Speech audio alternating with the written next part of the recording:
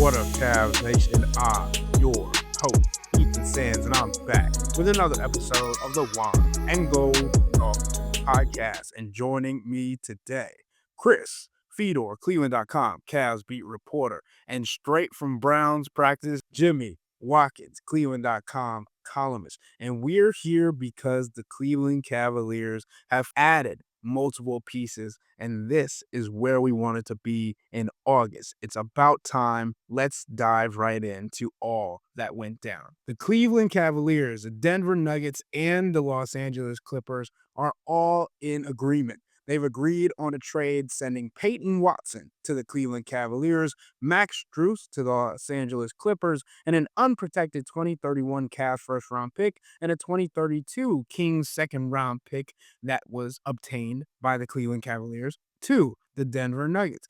Peyton Watson is allegedly going to sign a 4-year, $88 million contract, which means that's around $22 million per year. Also, as part of this deal, something that we thought could potentially happen because the Dennis Schroeder and Tre Mann trade was never finalized. Tre Mann is now getting sent to the Washington Wizards along with the 2027 second round pick from the Clippers that was supposed to go to the Cleveland Cavaliers, but is getting rerouted to the Washington Wizards, as well as the Cleveland Cavaliers obtaining Cam Whitmore. So, Chris, Jimmy, that's a mouthful. It's a lot going on all at one time.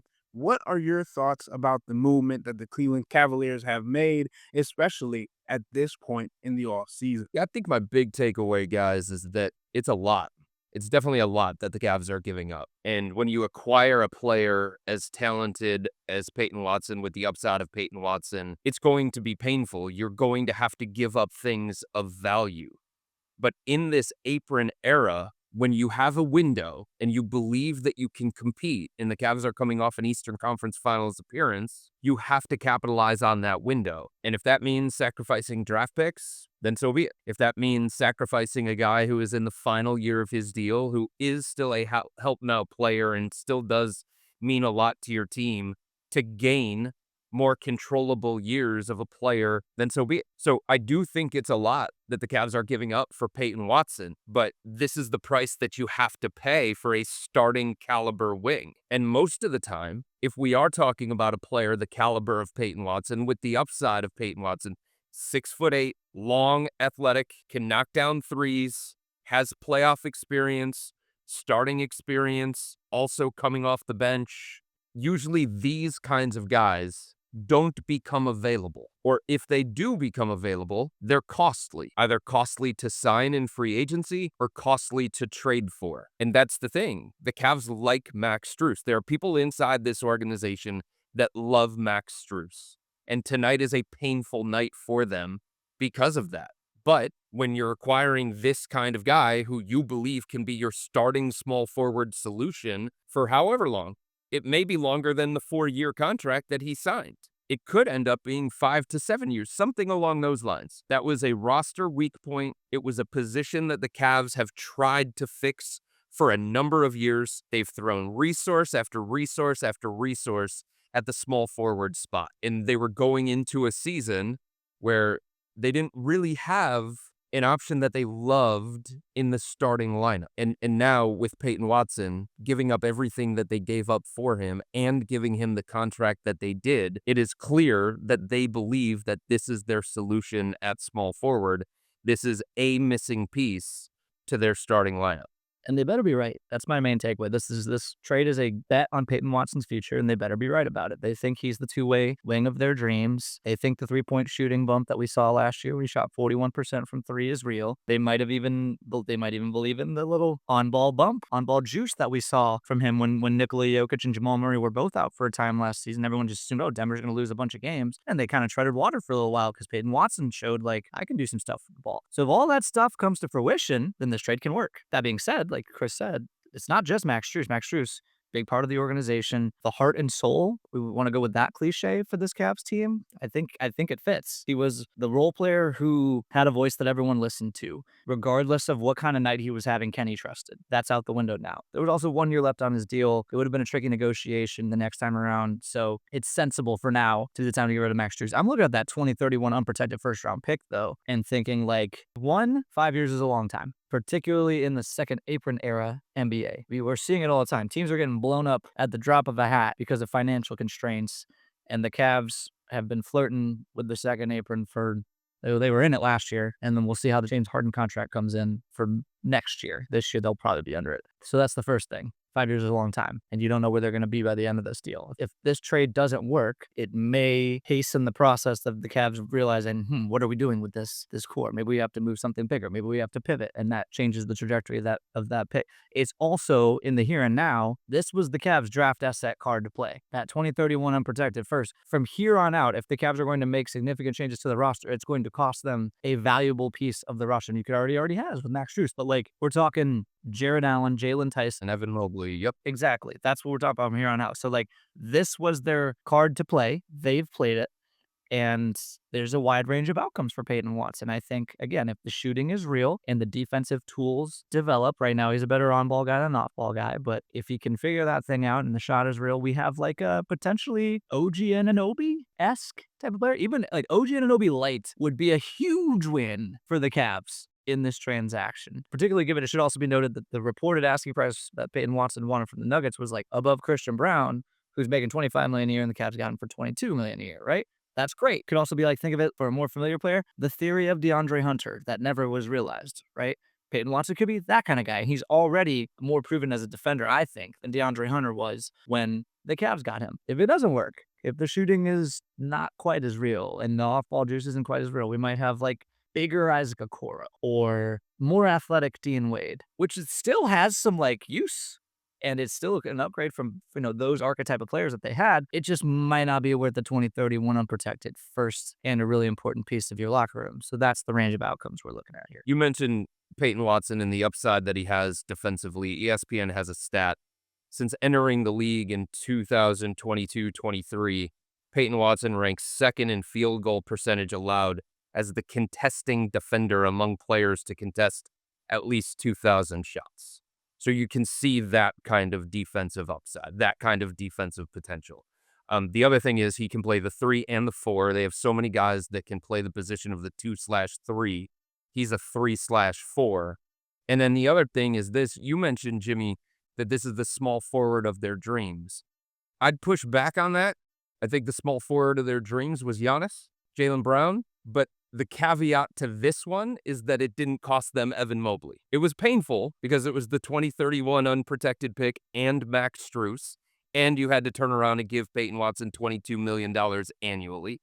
But it didn't cost you Evan Mobley. So it was the small forward that was, in the Cavs' mind, realistically attainable at a price that they were actually willing to meet. And Jimmy, to your point about the comparisons of what kind of archetype Peyton Watson could be, Peyton Watson, if he doesn't end up growing and developing into the player that the Cavaliers hope he could be, he could end up just being a slightly taller Jalen Tyson, right? Has the same defensive issues off the ball as Jalen Tyson, has the same kind of shooting prototype as Jalen Tyson. He's 6'8". Jalen Tyson, 6'6". We always have this conversation about the small forward position and the battle that is going to be there.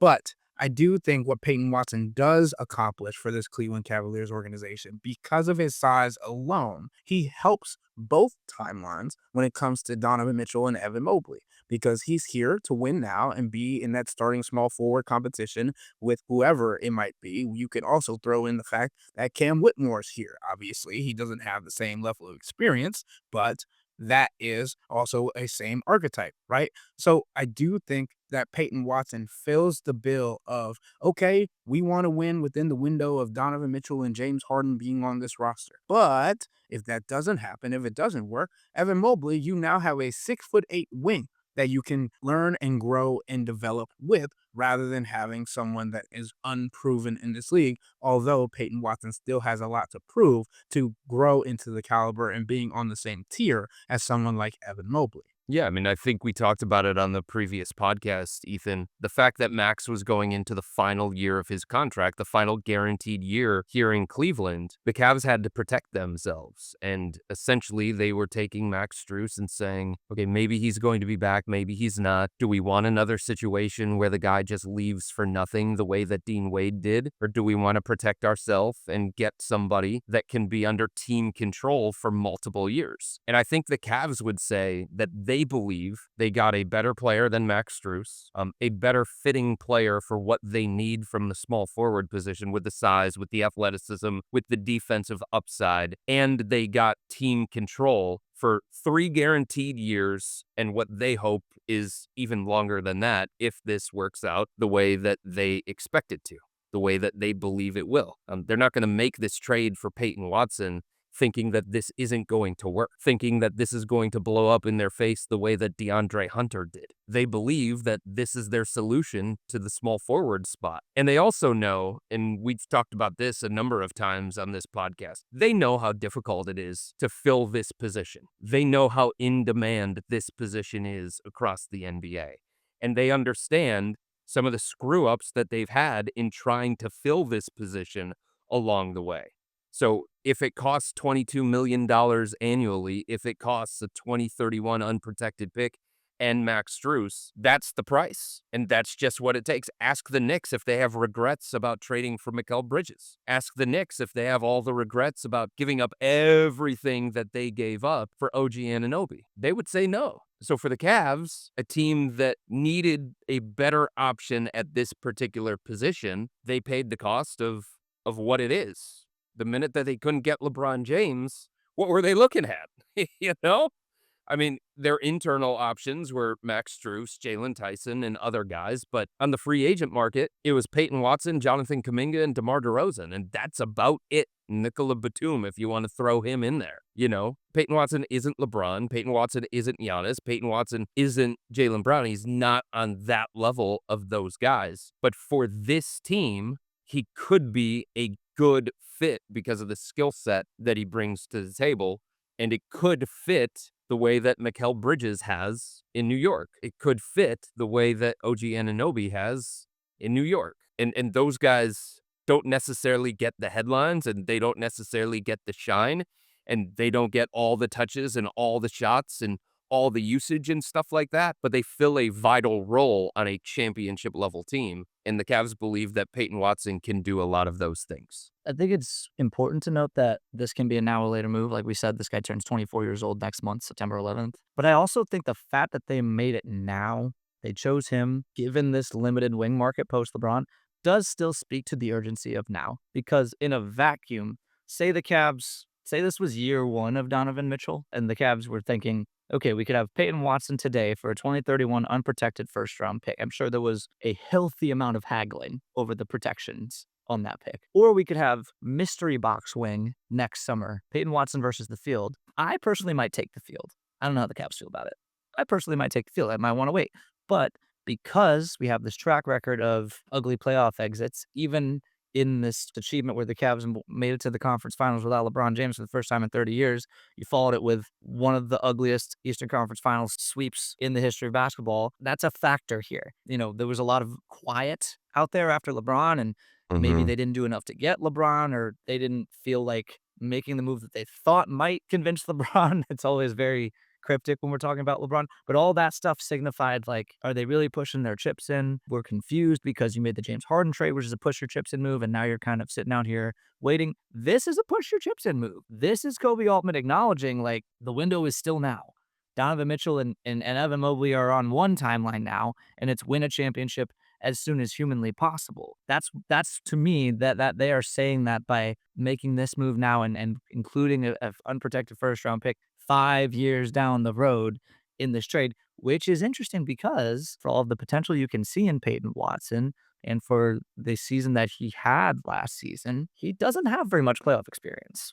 Yeah, you're right. It's interesting because if you think about a couple of years ago, Kobe Altman and other members of the organization wouldn't even bring up the term championship. They didn't want to talk about championship or bust. They didn't want to put those kinds of expectations on it, right? The phrase that they continued to use in the early years of the Donovan Mitchell era was runway. We have this long runway with Donovan and Darius and Evan Mobley and all of these guys that are under team control and age appropriate for this particular window.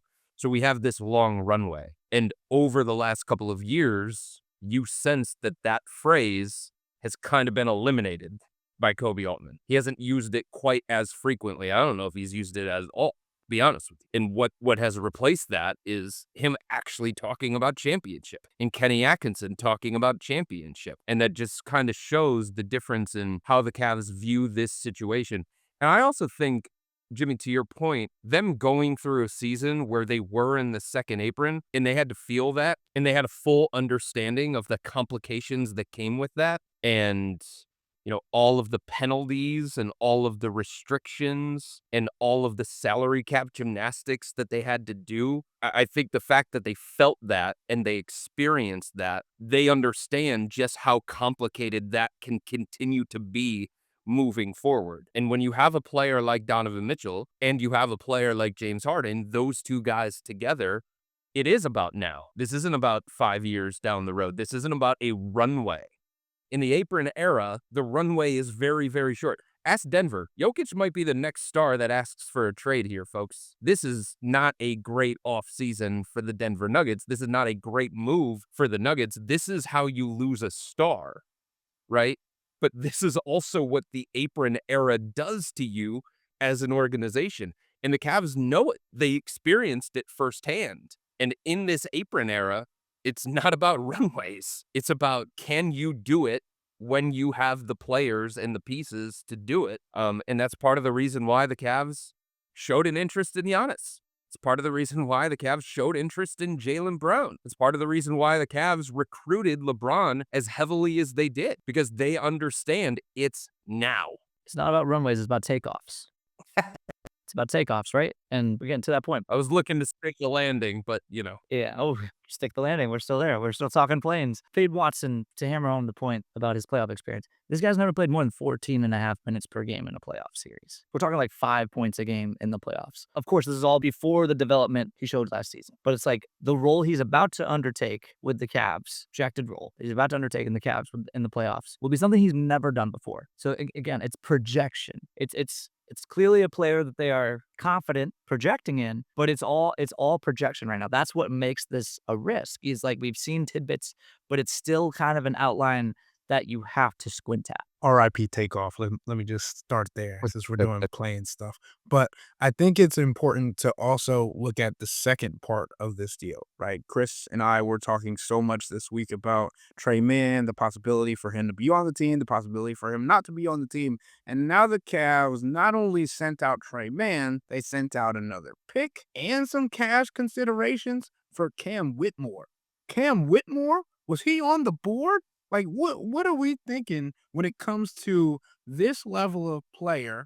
Obviously, he's 6'6". He has some experience, right? He only played 21 games last year for the Washington Wizards. He's had 3 years of NBA experience.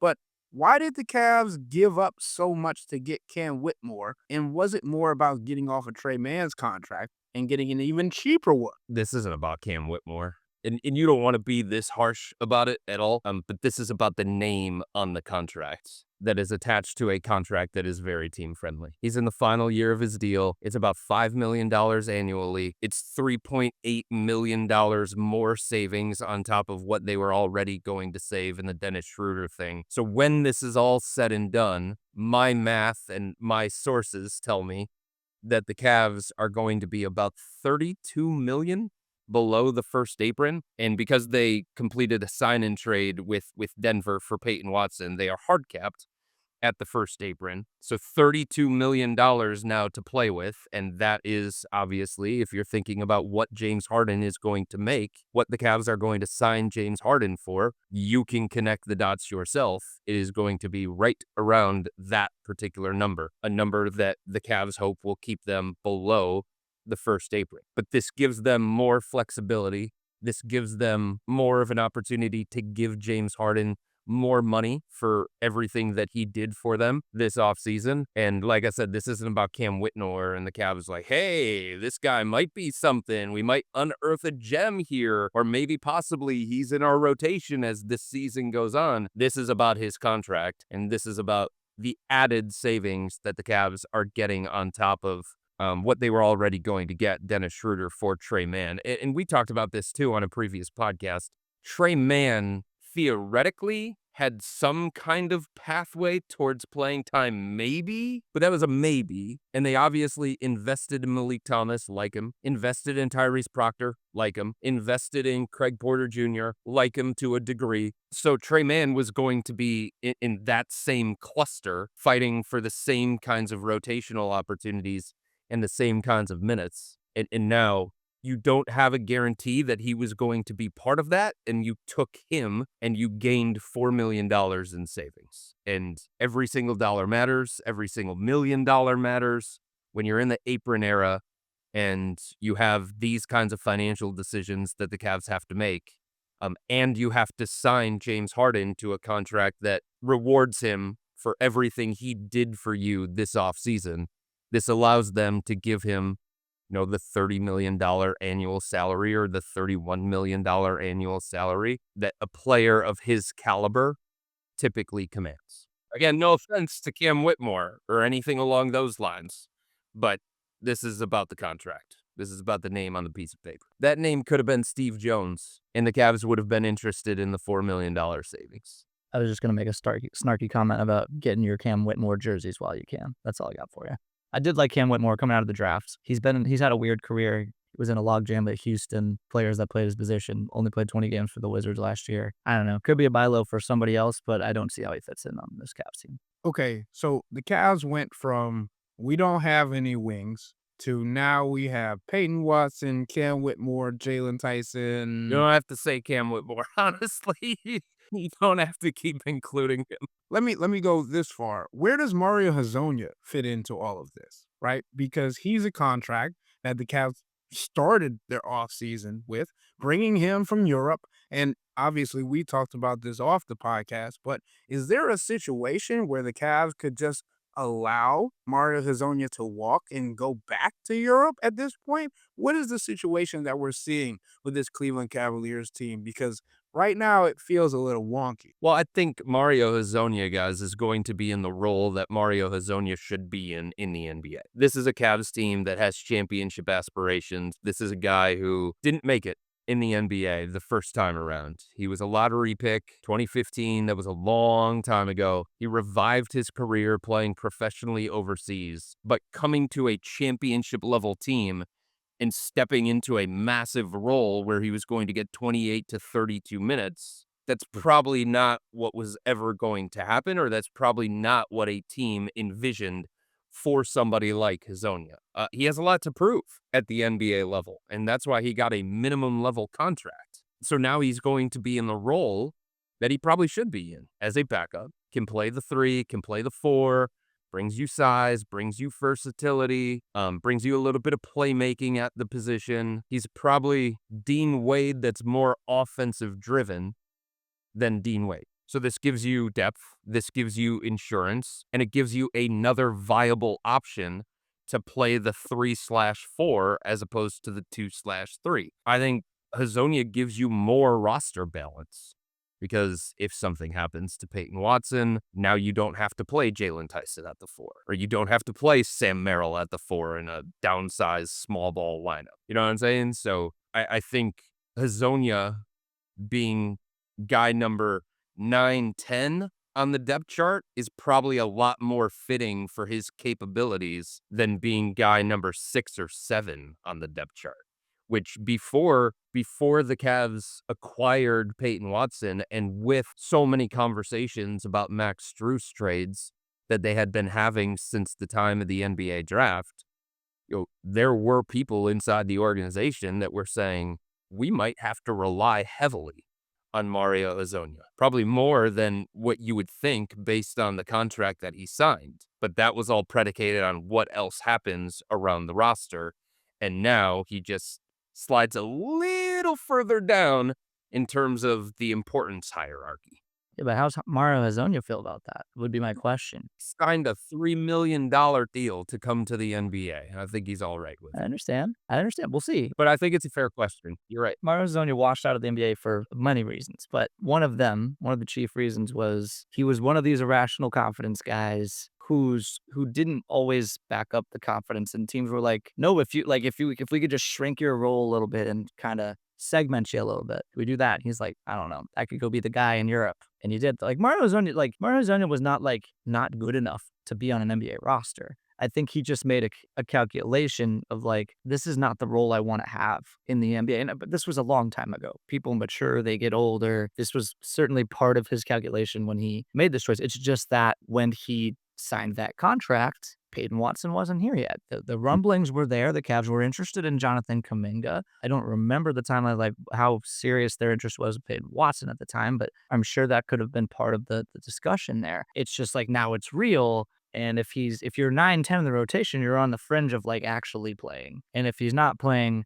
how does he feel about that? I think that's a valid question for someone who's making a very significant life change to be on this team right now. I want to touch on what the Cavs would be losing because of the losses of Dennis Schroeder, but even more so Max Strus, right? And I went further in depth on this on the website for cleveland.com. My question to you guys is, the Cavs liked Dennis Schroeder and Max Strus because they were willing to hold themselves and their teammates accountable and use their voices to assert themselves. But where does that kind of leadership come from on this roster? Because we've talked about in the past, Donovan Mitchell is a leader by example in a different kind of way. He's supremely positive. It's one of the best characteristics that Kenny Atkinson describes him as. The Cavs don't necessarily have that rough and tumble style, that grit piece, because of the losses of Dennis Schroeder and Max Strus. Where do you see that coming from? Or are we going to be in a similar situation where Kenny Atkinson is like, I'm trying to pull this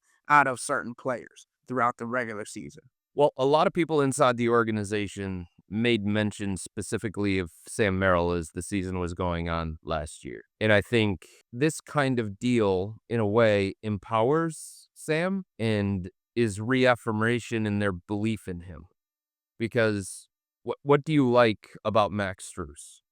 From an on-court perspective. You like the movement, you like the three-point shooting, you like the cutting, you like the gravity, the competitiveness, the toughness, the mental toughness, all of that kind of stuff, right?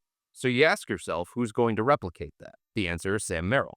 I think if the Cavs didn't have somebody like Sam Merrill on this roster, a similar type skill set, it might have been harder, and maybe they still make the decision because of the financial situation that they're in, but it would have been harder to justify moving on from Max Strus because Kenny Atkinson's offense needs a guy like that. Everywhere he has been, he has had a guy like that.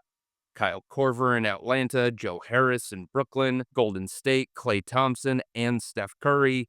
Here in Cleveland now, it was Max Strus and Sam Merrill. So if you take Max out of the mix, now you're going to be asking Sam to do a lot of those kinds of things from a skill set perspective. I also think that you're going to ask Sam to take a lot of that leadership and a lot of that the being vocal behind the scenes and maybe being willing to say things that aren't always popular behind the scenes. A little more no nonsense behind the scenes. Because I think he can do that. And I think that's why the Cavs brought it up over and over and over again.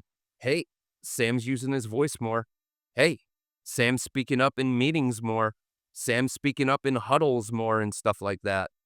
And if he's going to have this bigger opportunity and he's going to be empowered and emboldened to be more of that, I think he'll welcome that. And I think he is a logical person to step into that. You could probably say, Jared Allen, but Jared Allen's, even though he's been around longer than anybody else, he's just a very different guy. And he has to stay true to himself. All these guys have to be true to themselves.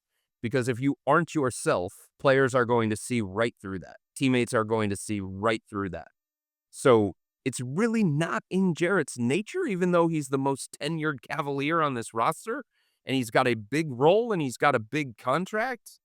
it's really not in his nature. It's not really in Evan Mobley's nature either to be that kind of guy.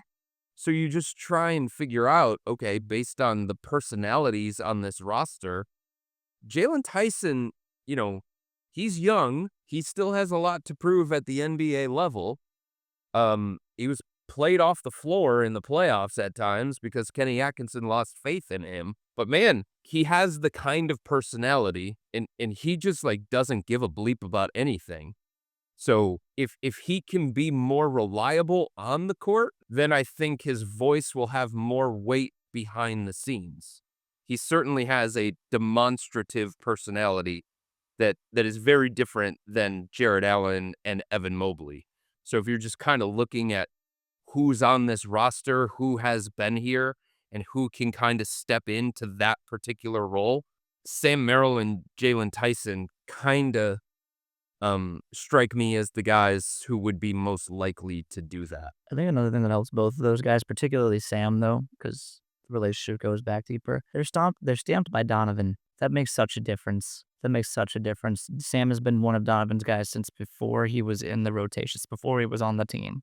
They've known each other for a long time. I think that really helps. You could tell that Donovan really took an interest in Jalen Tyson last year. There's the text message that he sent in the offseason about how much he believes in him. I think that matters a lot in those conversations too. But to the Max Strus point, let's think of it this way. You lose Max Strus, you lose the leadership voice, you lose toughness, you lose rebounding. That is hard to replace. I don't know that Sam Merrill will ever be able to rebound the way Max Strus did because Max Strus is just a little crazier than Sam Merrill and a little beefier. Oh, yeah, he's a psycho. I think in the nicest way possible, he's a psycho. Definitely. In a way you want on your basketball team.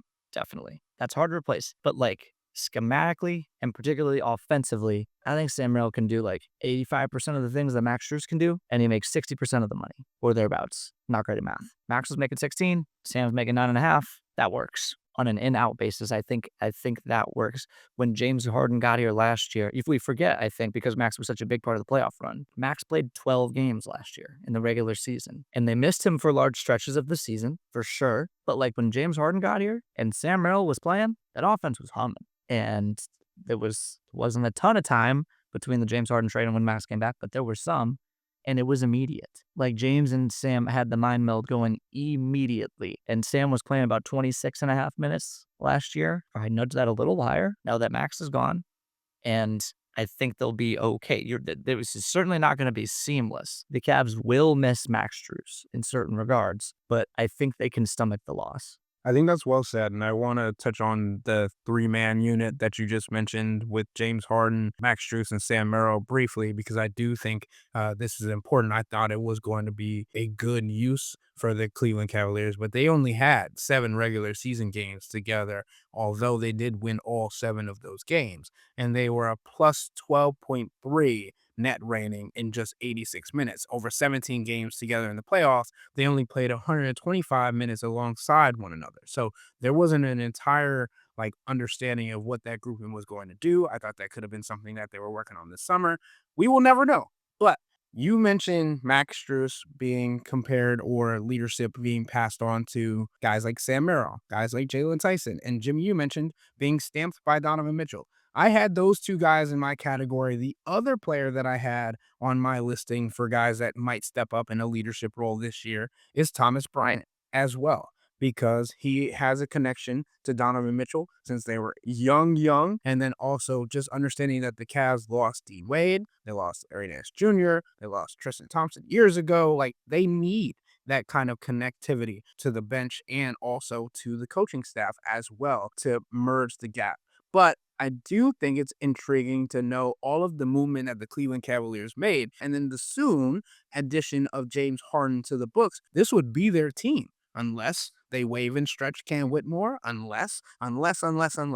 But what does that tell you about the belief that Kobe Altman has and the front office has in the orchestration and the construction of the roster that they have currently based on what we've learned today? Well, I think they're more okay with it because they're hard capped at the first apron and they just don't have a lot of optionality and flexibility. Usually they want to keep that extra roster spot open for optionality and flexibility and see what happens in training camps around the NBA, see what happens in the early months of the NBA, see if there's something out there that they can do at the trade deadline, 2-for-1 type trade, something along those lines, right? But the fact that they are in the salary cap situation that they're in, beyond the fact that it seems like they like the roster, they like the makeup of the roster now that they have all of these deals that they've done here that they've agreed to, including this Peyton Watson one, which is obviously the headliner of the offseason for the Cavs. I do think it does show a belief in this group, a confidence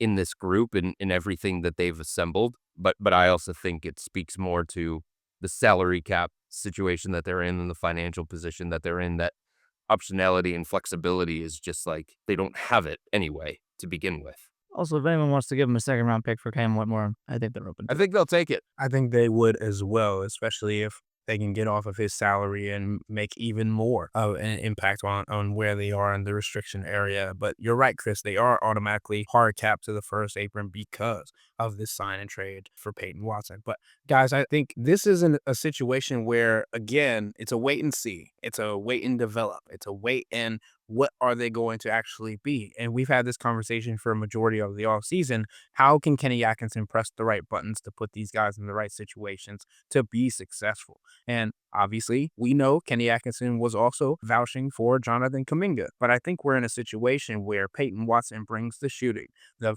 on-ball defense, and also understanding the help defense that he brings alongside Evan Mobley and Jared Allen that will be drastically improving what the Cavs had, other than Dean Wade at the starting small forward on the roster currently. So where do you think Peyton Watson makes his biggest impact, and how quickly do you think he makes that? It's got to be on the defensive end of the floor. That's going to be his primary role and his primary responsibility. If he's going to blend into the fabric of this team and do what's necessary for them to win, this isn't about coming here and getting 20 shots a game. This isn't coming here and becoming a 30 usage guy. This is fill a specific role, fill in the gaps around Donovan Mitchell, James Harden, Evan Mobley, and Jared Allen. And what is the role that's needed most from somebody like Peyton Watson? It's knock down open shots. First, be more willing to take those open shots than Dean Wade was. And it's also defend the guys that the Cavs don't want James Harden and Donovan Mitchell to defend. Defend Jason Tatum. Defend LeBron James, Jaylen Brown, maybe Giannis. Those kinds of players. The Dean Wade role. Dean's primary thing was you guard Scotty Barnes, you guard Cade Cunningham, you guard Brandon Ingram. That's what Peyton Watson is going to have to do for this team to be successful. Because like I said, for him, his touches are going to vary on a nightly basis. His shot attempts are going to vary on a nightly basis. And this is where I think it helps. I do think he's more capable than Jonathan Kuminga to do other things required that go beyond just getting buckets. And I think Peyton Watson showed that in Denver. Now, if you get into situations where you need him to do a little bit more, score a little bit more, have the ball in your hands a little bit more. He showed during the stretch where Jokic was out that he was capable of doing that. But he also showed throughout his time in Denver that he could blend into a team that had Jokic as a heliocentric guy with Jamal Murray, who was very responsible for a lot of their offensive success and a lot of their offensive creation. And they obviously had Aaron Gordon, who was ahead of him in the pecking order and stuff like that. So I do think it helps that he has shown both things.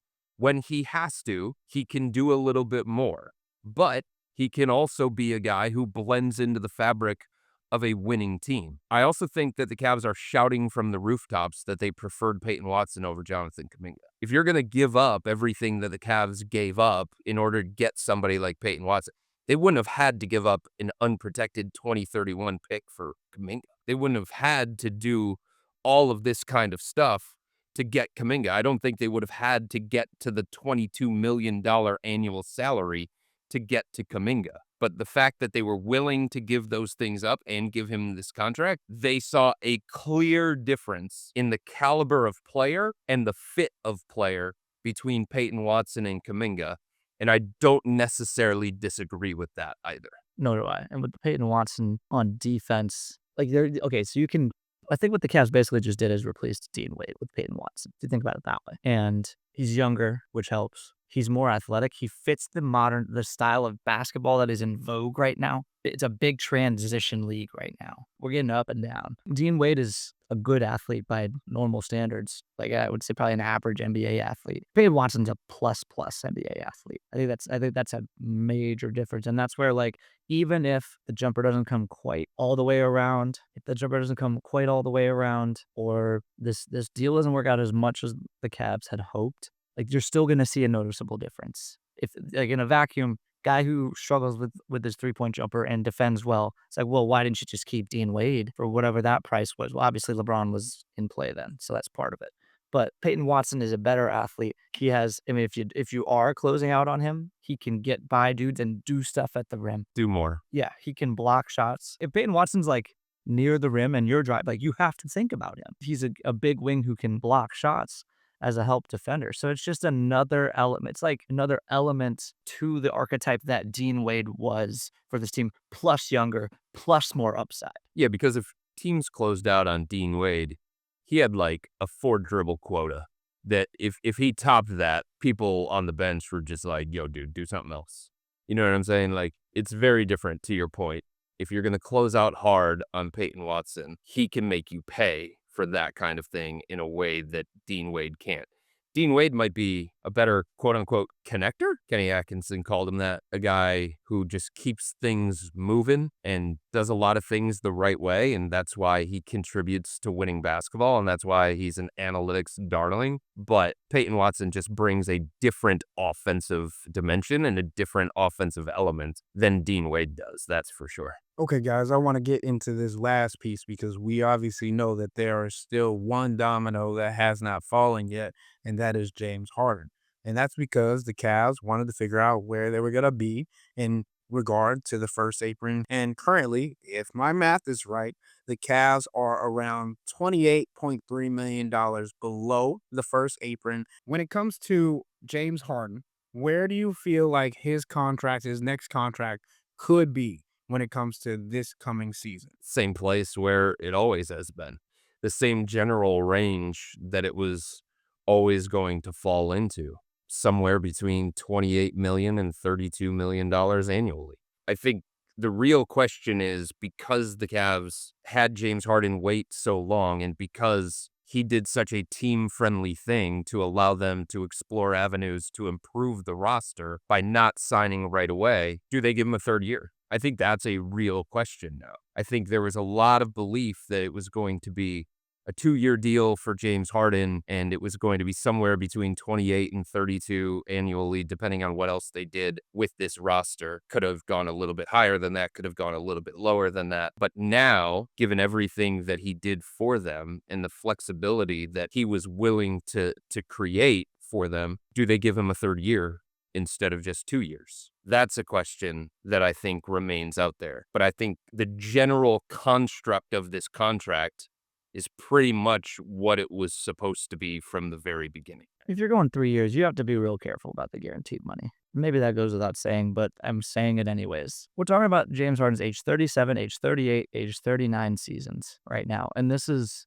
I mean, if the last 3 years weren't the most crucial 3 years in the recent history of the Cleveland Cavaliers, then this next 3 years sure as heck are going to be.